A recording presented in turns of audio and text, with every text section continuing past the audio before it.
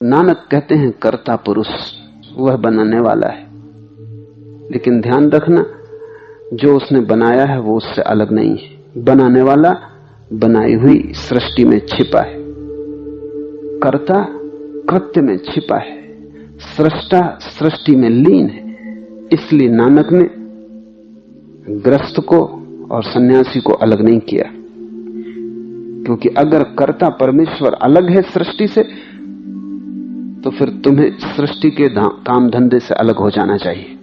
जब तुम्हें कर्ता पुरुष को खोजना है तो कृत्य से दूर हो जाना चाहिए, कर्म से दूर हो जाना चाहिए।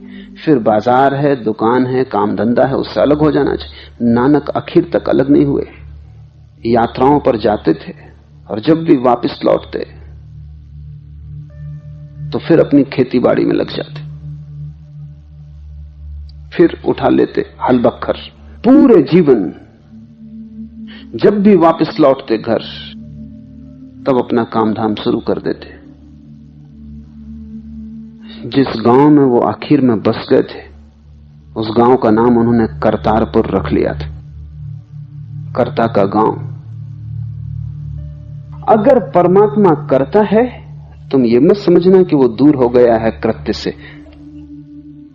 एक आदमी मूर्ति बनाता है, जब मूर्ति बन जाती है तो मूर्तिकार अलग हो जाता, मूर्ति अलग हो जाती है, दो हो गए। मूर्तिकार के मरने से मूर्ति नहीं मरेगी, मूर्तिकार मर जाए मूर्ति रहेगी। मूर्ति के टूटने से मूर्तिकार नहीं मरेगा, मूर्ति टूट जाए मूर्तिकार बचेगा। दोनों अलग हो गए। परमात्मा और उसकी सृष्टि में ऐसा फासला नहीं है।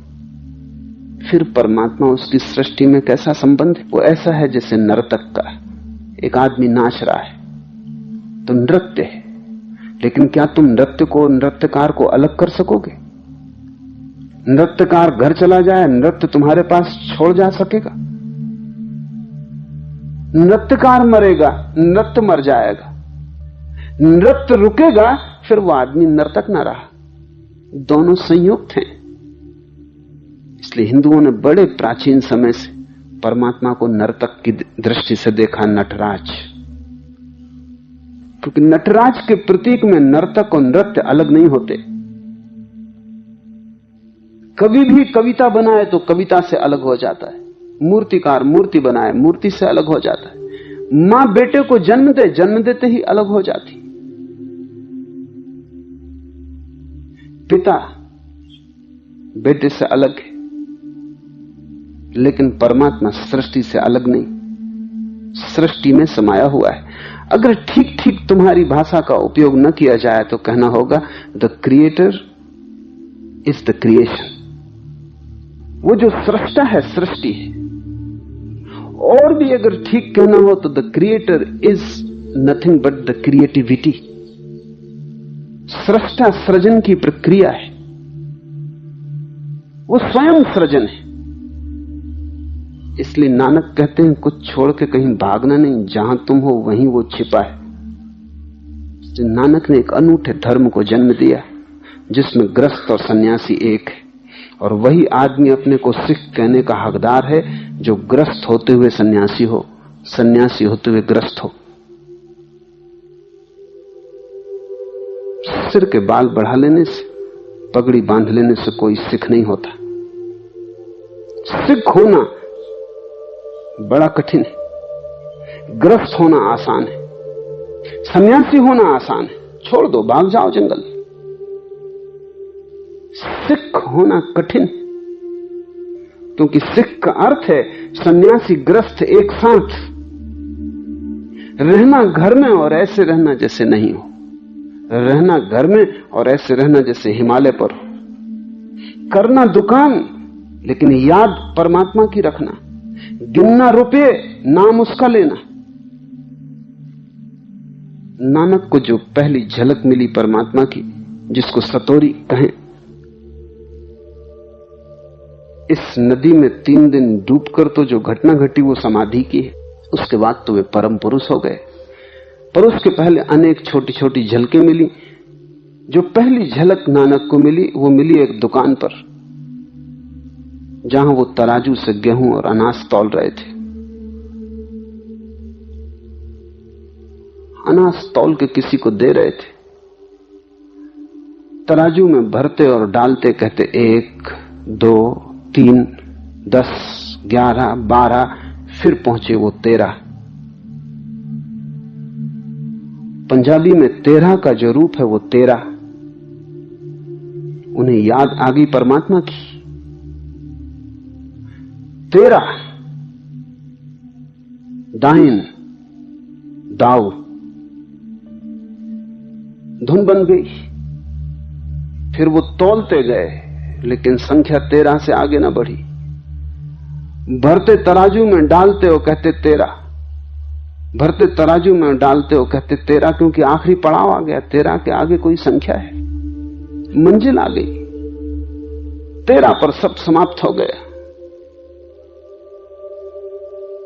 लोग समझे कि पागल हो गए। लोगों ने रोकना भी चाहा, लेकिन वो तो किसी और लोक में। वो तो कहे जाते हैं 13, डाले जाते हैं तराजू से, तोले जाते हैं, और 13 से आगे नहीं बढ़ते। 13 से आगे बढ़ने को जगह भी कहां है? 2 ही तो पड़ाव हैं, या तो मैं या तू। मैं से शुरुआत है, तू पर समाप्ति है। नानक संसार के विरोध में नहीं, नानक संसार के प्रेम में, क्योंकि वो कहते हैं कि संसार और उसका बनाने वाला 2 नहीं।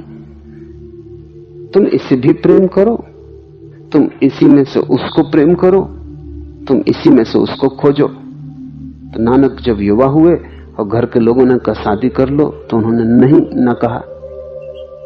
सोचते तो रहे होंगे घर के लोग कि ये नहीं कहेगा, क्योंकि बचपन से ही इसके ढंग के नहीं थे। नानक के बाप तो परेशान ही रहे। उनको कभी समझ में ना आया कि क्या मामला है। भजन में, कीर्तन में, साध संगत में भेजा बेटे को सामान खरीदने दूसरे गांव। 20 रुपए दिए थे, सामान तो खरीदा, लेकिन रास्ते में साधु मिल गए, वो भूखे थे। बाप ने चलते वक्त कहा था सस्ती चीज खरीद लाना और इस गांव में आके महंगे बेच देना, यही धंधे का गुर है। दूसरे गांव से सस्ते में खरीदना, यहां आके महंगे में बेच देना। यहां जो चीज सस्ती हो खरीदना, दूसरे गांव में महंगे में बेच देना, यही लाभ का रास्ता है। तो कोई ऐसी चीज खरीद के लाना जिसमें लाभ हो। नानक लौटते थे, खरीद कर मिल गई साधुओं की एक जमात। वो 5 दिन से भूखे थे। नानक ने पूछा कि भूखे बैठे हो, उठो कुछ करो, जाते क्यों नहीं गांव में? उन्होंने कहा यही हमारा व्रत है कि जब उसकी मर्जी होगी वो देगा। तो हम आनंदित थे, भूख से कोई अंतर नहीं पड़ता। तो नानक ने सोचा कि इससे ज्यादा लाभ की बात क्या होगी कि इन परम साधुओं को ये भोजन बांट दिया जाए जो मैं खरीद लाया हूं। बाप ने यही तो कहा था कि कुछ काम लाभ का करो। बांट दिया।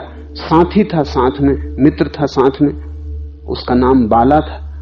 उसने कहा क्या करते हो, दिमाग खराब हुआ है? नानक ने कहा यही तो कहा था पिता ने कि कुछ लाभ का काम करना है, इससे ज्यादा लाभ क्या होगा। बांट के बड़े प्रसन्न घर लौट आए। इसलिए कहता हूं ढंग के न थे। बाप ने कहा कि मूर्ख, ऐसे कहीं धंधा हुआ है, तू बर्बाद कर देगा। और नानक ने कहा कि आप नहीं सोचते इससे ज्यादा लाभ की और क्या बात होगी? लाभ कमा के लौटा हूं। लेकिन ये लाभ किसी को दिखाई नहीं पड़ता था। नानक के पिता कालू मेहता को तो बिल्कुल दिखाई नहीं पड़ता था। उनको तो लगता था लड़का बिगड़ गया, साध संगत में बिगड़ा, होश में नहीं। सोचा कि शायद स्त्री से बांधने से कुछ राहत मिल जाएगी। अक्सर ऐसा लोग सोचते। सोचने का कारण है क्योंकि सन्यासी स्त्री को छोड़ के भागते हैं। तो अगर किसी को ग्रस्त बनाना हो तो स्त्री से बांधो। पर नानक पे ये तरकीब काम ना आई, क्योंकि ये आदमी किसी चीज के विरोध में न था। बाप ने कहा शादी कर लो। नानक ने कहा अच्छा। शादी हो गई, लेकिन इसके ढंग में कोई फर्क न पड़ा। बच्चे हो गए, लेकिन इसके ढंग में कोई फर्क न पड़ा। इस आदमी को बिगाड़ने का उपाय ही न था, क्योंकि संसार और परमात्मा में इससे कोई भेद न था। तुम बिगाड़ोगे कैसे? जो आदमी धन छोड़ के सन्यासी हो गया, बिगाड़ सकते हो, धन दे दो। जो आदमी स्त्री छोड़ के सन्यासी हो गया, एक सुंदर स्त्री को उसके पास पहुंचा दो, बिगाड़ सकते हो। लेकिन जो कुछ छोड़ के ही नहीं गया उसको तुम कैसे बिगाड़ोगे? उसके पतन का कोई रास्ता नहीं। नानक को भ्रष्ट नहीं किया जा सकता। इसलिए मैं भी पक्ष में हूं कि सन्यासी तो नानक के ही होने चाहिए, क्योंकि सन्यासी वही परम जिसको भ्रष्ट न किया जा सके। भ्रष्ट तुम उसी को न कर सकोगे जो ठीक तुम्हारे संसार में बैठा है और फिर भी वहां नहीं है। तुम उसे कैसे भ्रष्ट करोगे? उसने सब उपाय तोड़ दिए। वो परमात्मा जिसे नानक कहते हैं कर्ता पुरुष, भय से रहित, क्योंकि भय तो वही होता है जहां दूसरा हो। पश्चिम में ज्ञापाल शास्त्र का एक वचन बहुत प्रसिद्ध हो गया है। वो वचन है द अदर इज हेल, दूसरा नरक है। तुम्हारा भी अनुभव यही है। कितनी बार तुम नहीं चाहते हो कि अकेला छूट जाऊं? दूसरा उपद्रव है। मित्र हो तो थोड़ा कम उपद्रव है, शत्रु हो तो थोड़ा ज्यादा उपद्रव है, अपना हो तो थोड़ा कम उपद्रव है, पराया हो तो ज्यादा उपद्रव है, लेकिन दूसरा उपद्रव है। भय क्या है? दूसरे का भय है। कोई छीन न ले, कोई सुरक्षा न तोड़ दे। फिर मौत आ रही, वो भी दूसरी है। बीमारी आ रही, वो भी दूसरी है। भय क्या है? तुम दूसरे से घिरे हो, यही तुम्हारा नरक है। द अदर इज हेल, दूसरा नरक है। लेकिन तुम दूसरे से बचोगे कैसे? हिमालय पे भी जाके बैठ जाओ तो भी तुम अकेले ना हो पाओगे। बैठोगे वृक्ष के नीचे, कौआ बीट कर देगा, गुस्सा कौए पे आ जाएगा। बैठोगे, वर्षा आ जाएगी, धूप आ जाएगी। दूसरे से तुम भागोगे कहां? तुम जहां भी जाओगे तुम दूसरे को पाओगे, क्योंकि दूसरे से बचने का तो एक ही उपाय है कि तुम उस एक को खोज लो जहां कोई दूसरा नहीं रह जाता। फिर सब भय गिर जाता है। फिर मौत है ही नहीं, फिर बीमारी है ही नहीं, फिर असुविधा है ही नहीं, क्योंकि दूसरा ही न रहा, तुम ही हो। कोई अंतर नहीं। भय तब तक रहेगा जब तक तुम्हें दूसरे दूसरे दिखाई पड़ते हैं। एक ओंकार सतनाम जिसके मन में ये छा गया, उसे कैसा भय? परमात्मा को भय नहीं हो सकता, किसका भय होगा? वही है अकेला, उससे अन्यथा कोई भी नहीं। अकाल, भय से रहित, वैर से रहित, कालातीत, अकाल मूर्ति, कालातीत मूर्ति है, समय के पार है, बियॉन्ड टाइम। इसे थोड़ा समझ लो। समय का अर्थ ही होता है परिवर्तन। अगर कोई चीज परिवर्तित ना हो तो तुम्हें समय का पता ही ना चलेगा। घड़ी में भी समय का पता चलता है क्योंकि कांटा घूमता है। अगर कांटा न घूमे तो समय का पता न चलेगा। चीजें बदल रही, सूरज उगा, दोपहर हो गई, सांझ हो गई, बच्चा था जवान हो गया, जवान था बूढ़ा हो गया, स्वस्थ बीमार हो गया, बीमार स्वस्थ हो गया, गरीब अमीर हो गया, अमीर का दिवाला निकल गया। परिवर्तन है, सब चीजें बदल रही, नदी बही जाती। इस परिवर्तन में ही समय है। समय का अर्थ ही होता है दो परिवर्तन के बीच का फासला। थोड़ा सोचो, अगर आज सुबह तुम उठो और सांझ तक कुछ भी घटना ना घटे, कोई परिवर्तन ना हो, सूरज खड़ा रहे जहां था, तुम्हारी उम्र उतनी ही बनी रहे जितनी थी, घड़ी का कांटा ना हिले, वृक्ष बूढ़े ना हो, पत्ते कुम्हलाए ना, सब ठहर जाए, तो तुम्हें समय का कैसे पता चलेगा? समय होगा ही नहीं। तुम्हारे लिए समय का पता चलता है क्योंकि तुम परिवर्तन से घिरे हो। परमात्मा के लिए कोई समय नहीं, क्योंकि वो सनातन है, शाश्वत है, सदा है। उसके लिए कुछ भी परिवर्तित नहीं हो रहा है, उसके लिए सब ठहरा हुआ है। परिवर्तन अंधी आंख का अनुभव है। परिवर्तन ऐसे है क्योंकि हमें पूरा नहीं दिखाई पड़ रहा। अगर हमें पूरा दिखाई पड़ जाए तो हमें परिवर्तन समाप्त हो जाएगा। परिवर्तन के समाप्त होते ही समय खो जाता है। समय परिवर्तन को नापने का माध्यम है। परमात्मा के लिए सब वैसा का वैसा है, कुछ बदलता नहीं, सब ठहरा हुआ है। कालातीत, अकाल मूर्ति, अयोनि, स्वयंभू। वो किसी योनि से पैदा नहीं होता। परमात्मा का ना कोई पिता है ना कोई मां, और जो भी योनि से पैदा होता है वो परिवर्तन की दुनिया में प्रवेश कर जाता है। तुम्हें भी अपने भीतर उसी को खोजना है जो अयोनिज है। ये शरीर तो पैदा हुआ है, मरेगा। ये शरीर तो दो शरीरों के जोड़ से बना है, बिखरेगा। जब वे दो शरीर ही बिखर गए तो ये शरीर कैसे बचेगा जो उनसे मिलकर बना है। लेकिन इसके भीतर अयोनिज भी है, जो गर्भ में आया, जो गर्भ के पहले था, और जो अभी छोड़ दे तो शरीर मुर्दे की भांति पड़ा रह जाएगा। इस शरीर के भीतर कालातीत प्रवेश किया है। अकाल पुरुष इस शरीर के भीतर भी मौजूद है। ये शरीर जैसे उसका सिर्फ वस्त्र मात्र है, एक घर है जिसमें ठहर गया है। लेकिन तुम जब इसे अपने भीतर पाओगे तभी तुम नानक की वाणी समझ पाओगे। तुम्हें अपने भीतर उसको खोजना है जो कोई न तो परिवर्तित होता है न बदलता है। अगर तुमने कभी थोड़ा भी आंख बंद करके बैठने का अभ्यास किया है तो तुम्हें एक बात ख्याल में आई होगी कि भीतर कोई उम्र नहीं है। तुम 40 साल के होगी, 50 साल के, भीतर कुछ पता ना चलेगा। तुम जब 5 साल के थे तब भी आंख बंद करते तो भीतर तुम वैसा अपने को वैसा ही पाते जैसा तुम 50 साल के होके पाओगे। जैसे भीतर के लिए समय बीता ही नहीं। आंख बंद करके भीतर देखो तो तुम पाओगे वहां कुछ बदलता ही नहीं।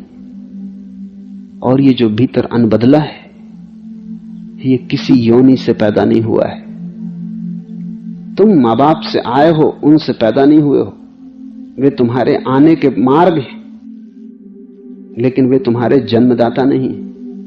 तुम उनसे गुजरे हो क्योंकि तुम्हारे शरीर को बनाने की व्यवस्था उनके भीतर थी। लेकिन जो शरीर के भीतर प्रविष्ट किया है वो पार से आया है। अपने भीतर जिस दिन तुम अयोनिज को पाओगे उसी दिन तुम समझोगे कि परमात्मा की कोई योनि नहीं, हो भी नहीं सकती, क्योंकि परमात्मा का अर्थ है समष्टि। परमात्मा का अर्थ दी टोटलिटी। ये पूरा का पूरा किससे पैदा होगा? पूरे के पार कुछ बचता ही नहीं जो इसका मां और पिता बन सके। इसलिए अयोनि है, स्वयंभू है, अपने आप है। स्वयंभू का अर्थ है अपने आप है, कोई सहारा नहीं, किसी कारण से नहीं, कोई आधार नहीं, अपना ही आधार है। तुम भी जिस दिन अपने भीतर इस बात की थोड़ी सी झलक पाओगे उसी दिन मुक्त होगे चिंता से। तुम्हारी चिंता क्या है? चिंता यही है कि हर चीज का आधार है और हर चीज का आधार छीना जा सकता है। छीनने से चिंता है, छीनने के ख्याल से चिंता। आज धन है, कल ना होगा, फिर तुम क्या करोगे? धन के कारण अमीर हो, अपने कारण अमीर नहीं हो। सन्यासी अपने कारण अमीर, उससे तुम छीन नहीं सकते। बुद्ध से तुम क्या छीनोगे? नानक से तुम क्या छीनोगे? कुछ भी छीन के तुम नानक को कम न कर पाओगे। कुछ दे के ज्यादा ना कर पाओगे। कुछ जोड़ नहीं सकते, कुछ घटा नहीं सकते। नानक जो भी हैं उस परम सहारे के साथ है, तुम्हारा कोई सहारा नहीं। और वो परम सहारा अलग नहीं है। परमात्मा निराधार है, तुम भी निराधार हो। और जिस दिन तुम निराधार होने को राजी हो जाओगे उसी दिन परमात्मा और तुम्हारा मिलन हो जाएगा। ये जो परमात्मा की व्याख्या है, ये व्याख्या दार्शनिक की व्याख्या नहीं है, ये व्याख्या साधक के लिए, ताकि तुम समझ जाओ कि परमात्मा के ये लक्षण, और अगर तुम्हें परमात्मा को पाना है तो इन्हीं लक्षणों को तुम्हें अपनी साधना बना लेना है। छोटे रूप में तुम्हें परमात्मा होने की कोशिश में लग जाना। जैसे जैसे तुम उसके समान होने लगोगे वैसे वैसे तालमेल बैठने लगेगा, दोनों के बीच धुन बजने लगेगी। अयोनी स्वयंभू है, वह गुरु कृपा से प्राप्त होता है। क्यों कहते हैं गुरु कृपा से? क्या मनुष्य का अपना श्रम काफी नहीं? इस संबंध में एक सूक्ष्म बात समझ लेनी जरूरी है, क्योंकि नानक गुरु पर बहुत जोर देंगे। गुरु के बिना तो मिल ही नहीं सकता परमात्मा, वो कहेंगे। क्या कारण? अगर परमात्मा मौजूद है तो सीधा सीधा मैं उससे मिल क्यों नहीं सकता? गुरु के बीच में लेने की जरूरत क्या है? कृष्णमूर्ति कहते हैं गुरु की कोई जरूरत नहीं। बुद्धि को, तर्क को ठीक भी मालूम पड़ता है, क्या जरूरत जब परमात्मा मौजूद है। मैं भी परमात्मा से पैदा हुआ, गुरु भी परमात्मा से पैदा हुआ, तो गुरु को बीच में क्यों खड़ा करना? क्या आवश्यकता है? मन तो ये चाहता भी है कि गुरु बीच में खड़ा न किया जाए, इसलिए कृष्णमूर्ति के आसपास अहंकारी लोगों की जमात इकट्ठी हो गई। कृष्णमूर्ति बिल्कुल ठीक कहते हैं, गुरु की जरूरत नहीं। अगर तुम अपने अहंकार को खुद ही गिराने में समर्थ हो जाओ, लेकिन अपने अहंकार को गिराना वैसा ही कठिन है जैसे अपने ही जूते के बंद को पकड़ के खुद को उठाना। अपने अहंकार को गिराना वैसे ही मुश्किल है जैसे कुत्ता अपनी ही पूंछ को पकड़ने की कोशिश करे। जितने जोर से छलांग लगाता उतनी जोर से पूंछ भी छलांग लगाती। अपने अहंकार को तुम गिराओगे कैसे? अगर गिरा सकते हो तो कृष्णमूर्ति ठीक कहते हैं, बिल्कुल ठीक कहते हैं, कोई भी जरूरत नहीं है किसी गुरु की। लेकिन वहीं सारी उलझन है। अगर तुम अपने अहंकार को गिराने में समर्थ भी हो जाओ और ये कहो कि मैंने अपना अहंकार गिरा दिया, तो ये नया अहंकार पैदा होगा। ये पुराने से ज्यादा खतरनाक है। गुरु की इसलिए जरूरत है कि ये दूसरा अहंकार पैदा ना हो सके। तुम कहोगे गुरु प्रसाद से, तुम ये अहंकार नहीं तो तुम ये बना लोगे कि मैं कितना विनम्र, मुझ जैसा कोई भी विनम्र नहीं। अब ये मैंने नए रास्ते पकड़े, ये अहंकार ने नई तरकीबें खोजी। कल कहता था मुझसे धनी कोई भी नहीं, अकड़। आज कहता है मुझसे विनम्र कोई भी नहीं, अकड़। वही रस्सी जल गई, अकड़ रह गई। अकड़ को कौन मिटाएगा? इसलिए नानक का जोर है, परमात्मा को पाने में तो कोई अड़चन नहीं, सीधे ही पाया जा सकता है, क्योंकि वो सामने ही मौजूद है, तुम्हारी नाक के बिल्कुल सीध में। जहां तुम जाते हो सब तरफ वो मौजूद है। लेकिन एक अड़चन है, और वो अड़चन ये है कि तुम भीतर खड़े हो, इसे तुम कैसे गिराओगे? इसलिए गुरु प्रसाद से साधक श्रम करेगा, लेकिन धारणा यही रखेगा होगा गुरु के कृपा से। ये जो गुरु कृपा की धारणा है, ये तुम्हारे अहंकार को बनने ना देगी, पुराने को गिरा देगी, नए को बनने ना देगी। अन्यथा एक बीमारी जाती है, दूसरी उसकी जगह खड़ी हो जाती है। और इसलिए एक बड़े मजे की घटना घटी है। कृष्णमूर्ति के पास अहंकारियों की जमात इकट्ठी हो गई। वो जमात उन लोगों की है जो किसी के सामने झुकना नहीं चाहते। उनको बिल्कुल राहत मिल गई, किसी के चरण नहीं छूना चाहते, उनको बड़ा सहारा मिल गया। उन्होंने कहा गुरु की कोई जरूरत ही नहीं, हम खुद ही पालेंगे। और यही अड़चन है। अगर नानक जैसा व्यक्ति कृष्णमूर्ति के पास हो, रामकृष्ण जैसा व्यक्ति कृष्णमूर्ति के पास हो, तो कोई अड़चन नहीं है। लेकिन जो लोग इकट्ठे होते हैं वे वही लोग हैं जो अहंकार गिराने में असमर्थ है। इनको गुरु की जरूरत है। ये बड़े मजे की घटना है। कृष्णमूर्ति के पास जितने लोग हैं उनको गुरु की जरूरत है। नानक के पास जितने लोग थे बिना गुरु के भी पा सकते थे। कहोगे कि मैं पहेली खड़ी कर रहा हूं। नानक के पास जो लोग थे बिना गुरु के पा सकते थे, क्योंकि वो तैयार थे गुरु प्रसाद को स्वीकार करने को, वो तैयार थे अपने को छोड़ने को। पाया तो बिना गुरु के जाता है, लेकिन गुरु की धारणा तुम्हारे अहंकार को गिराने में सहयोगी हो जाती। तुम अकड़ से नहीं भरते, नहीं तो तुम कहोगे शीर्षासन करता हूं 3 घंटे, सुबह ध्यान करता हूं। एक पत्नी मेरे पास आई और उसने कहा कि मेरे पति आपके पास आते हैं, उन्हें कुछ समझाइए, अब हद हो गई। सिख हैं पति, तो क्या हुआ? उसने कहा कि वो रात 2 बजे से उठाते और जप जी का पाठ शुरू कर देते, तो घर में सोना ही मुश्किल हो गया। न बच्चे सो सकते, न मैं सो सकती। और उनसे कुछ कहो तो वो कहते हैं कि तुम सब उठ के पाठ करो।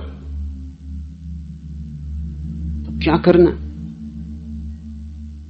मैंने पति को बुलाया, वो मेरे पास आते थे। मैंने उनसे पूछा कि कब उठ के पाठ करते हैं? उन्होंने कहा कि बस सुबह प्रभात काल में, बस 2 बजे सुबह उठाता हूं। उनके लिए 2 बजे सुबह। तो मैंने कहा कि तुम्हारी जो सुबह है दूसरों के लिए बहुत खतरनाक हो गई। वो बोले वो उनकी गलती, उनको सबको उठना चाहिए, आलसी हैं, काहिल हैं, सुस्त। और मैं तो सबकी सेवा ही कर रहा हूं, जोर से जप जी का पाठ करता हूं, मोहल्ले पड़ोस के लोगों के कान में भी पड़ जाती आवाज। मैंने उनसे कहा कि तुम ऐसा करो, थोड़ा कम सेवा करो मोहल्ले पड़ोस की, तुम 4 बजे, धीरे धीरे लाना उचित है, अन्यथा जो चढ़े हुए लोग हैं इनको उतारना बड़ा कठिन हो जाता है। उन्होंने कहा कि ऐसा कभी नहीं हो सकता, आप क्या मुझसे मेरा धर्म छीनना चाहते? अब यही उनकी अकड़ है कि उन जैसा पाठ करने वाला कोई नहीं, और वही अकड़ बांधा है, जीवन भर दोहराते रहो जप जी को। असली सवाल तो अकड़ का मिटना है। इसलिए बार बार कहेंगे कि क्या तुम करते हो उससे कुछ भी ना होगा जब तक कि तुम न मिट जाओ। ये गुरु की धारणा स्वयं को मिटाने की बड़ी कीमिया है, क्योंकि करो तुम कुछ, कहते तुम हो गुरु प्रसाद से, उसकी कृपा से हो रहा है। मैं कर रहा हूं, बस अड़चन खड़ी हो जाएगी।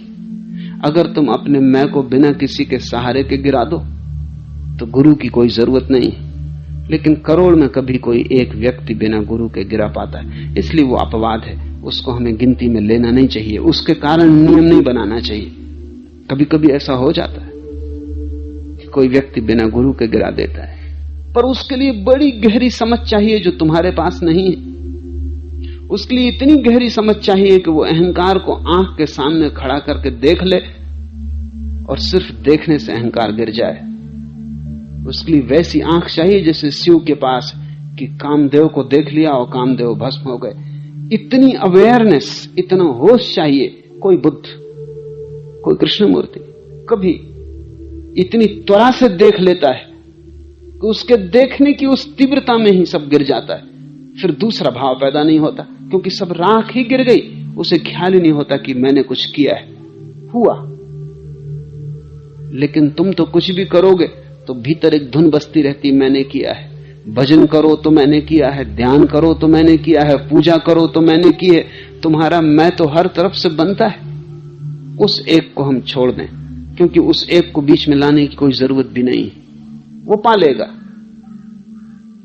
लेकिन वो जो करोड़ों लोग हैं, उन करोड़ों लोगों के लिए पाने का एक ही उपाय है कि वो जो भी करें साधना, भाव यही रखें कि गुरु के प्रसाद से, गुरु की कृपा से हो रहा है। भारत में बड़ी पुरानी लोकोक्ति है कि जब सतयुग था तब गुरु की इतनी जरूरत न थी, लेकिन कलयुग में गुरु की बड़ी जरूरत होगी। क्या कारण? हिंदू किस हिसाब से बांटते हैं संसार को। सतयुग वे कहते हैं उस समय को जब लोग बड़े सचेत थे, बड़े सावधान थे, और कलयुग कहते हैं उस युग को जब लोग बड़े सोए हुए हैं, मूर्छित। इसलिए बुद्ध का या महावीर का धर्म उतने काम का नहीं है आज जितना नानक का धर्म। नानक का धर्म नवीनतम धर्म है, हालांकि उसको भी 500 साल हो गए, वो भी काफी पुराना हो गया और नया चाहिए। क्योंकि बुद्ध और महावीर जिनसे बात कर रहे थे वे हमसे ज्यादा सचेत लोग थे, वे हमसे ज्यादा प्रबुद्ध लोग थे, वे हमसे ज्यादा सरल लोग थे। फिर कृष्ण जिनसे बात कर रहे थे वे और भी सरल लोग थे। जैसे हम पीछे जाते हैं वैसे सरलता है। जैसे एक आदमी अपने पीछे जाए तो बचपन में सरल होता है, जवानी में थोड़ा कठिन हो जाता, बुढ़ापे में तो बिल्कुल जटिल हो जाता है। बूढ़े आदमी से तो पार पाना ही मुश्किल है, उसे कुछ भी पता नहीं लेकिन वो समझता है सब मुझे पता है। जिंदगी की टक्करें खाई हैं, इधर उधर गिरा है, कहता अनुभव बहुत है। ठीकरे इकट्ठे किए हैं लेकिन वो सोचता है कि बड़े अनुभव से ज्ञान इकट्ठा कर लिया। बच्चा सरल वो सतयुग है, बूढ़ा बहुत जटिल वो कलयुग है।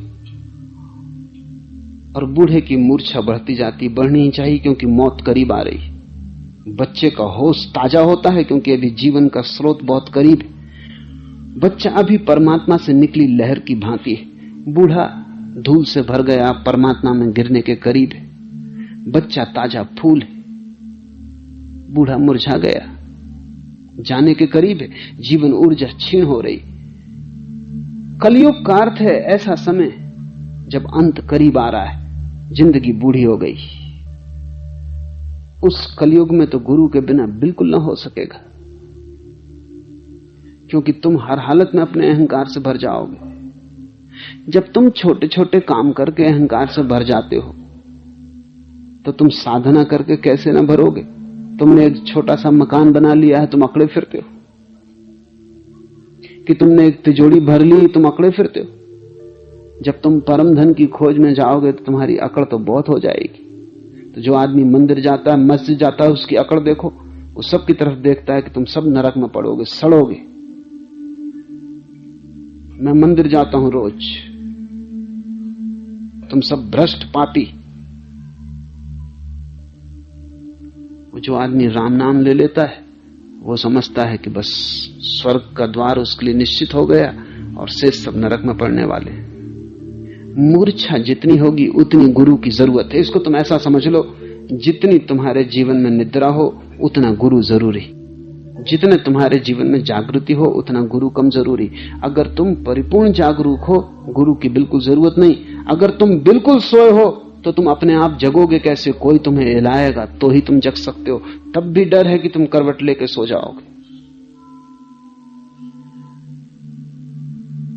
वह गुरु की कृपा से प्राप्त होता है। आदि सच, जुगादि सच, है भी सच, नानक होसी भी सच। वह आदि में सत्य है, युगों के आरंभ में सत्य है, अभी सत्य है। नानक कहते हैं वह सदा सत्य है, भविष्य में भी सत्य है। सत्य और असत्य की यही परिभाषा है। असत्य वो जो कभी नहीं था, अब है और कभी फिर नहीं हो जाएगा। असत्य का अर्थ है दो छोरों पर जो नहीं और बीच में है। सपना, सुबह तुम उठे तब खो गया, रात तुम जब सोए तब नहीं था, इसलिए तो सुबह तुम कहते हो सपना झूठा था, सच नहीं।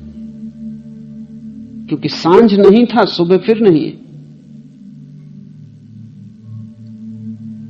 तुम्हारा ये शरीर एक दिन नहीं था, एक दिन फिर नहीं हो जाएगा। ये शरीर झूठा है। क्रोध आया, एक क्षण पहले नहीं था और घड़ी भर बाद फिर चला जाएगा। ये क्रोध सपना है, ये सच नहीं। जो सदा है वही सत्य है। और अगर तुम इसको धारणा को गहरे ले जाओ तो तुम्हारे जीवन में रूपांतरण हो जाएगा। उससे बहुत ज्यादा ग्रसित मत होना जो बदलता है। तुम उसी की तलाश करना जो अबदला, सदा स्थायी और स्थिर है। कौन है तुम्हारे भीतर जो कभी नहीं बदलता? उसको ही खोजो। जरूर वो तुम्हारे भीतर है, क्योंकि सब बदलाहट उसी पे होती। जैसे गाड़ी का चाक चलता है तो एक कील पे चलता है जो ठहरी रहती, चाक चलता रहता है, कील ठहरी रहती। तुम कील को अलग कर लो, चाक फौरन गिर जाएगा। जो परिवर्तन हो रहा है वो भी शाश्वत के ऊपर हो रहा है। कील आत्मा की ठहरी हुई है, शरीर का चक्र घूम रहा है। जैसे ही कील अलग हुई चाक गिर जाता है। नानक कहते हैं आदि सच जुगादि सच है भी सच, नानक होसी भी सच। वही सत्य है, वही एक, क्योंकि वो पहले भी था, अभी भी है, कल भी होगा, सदा रहेगा, और शेष सब सपना है। ये एक वचन अगर तुम्हारे मन में गहरा बैठ जाए, जब क्रोध आए तब दोहराना अपने मन में, आदि सच जुगादि सच है भी सच, नानक होसी भी सच। घृणा आए, लोभ आए, दोहराना। और ध्यान रखना कि जो अभी नहीं था, अभी हुआ, सपना है, खो जाएगा। इसमें ज्यादा ग्रसित होने की जरूरत नहीं, साक्षी भाव रखना। धीरे धीरे तुम पाओगे कि व्यर्थ अपने आप गिरने लगा, क्योंकि तुम्हारे उससे संबंध टूट गए और सार्थक का जन्म होने लगा, शाश्वत उठने लगा, संसार खोने लगा।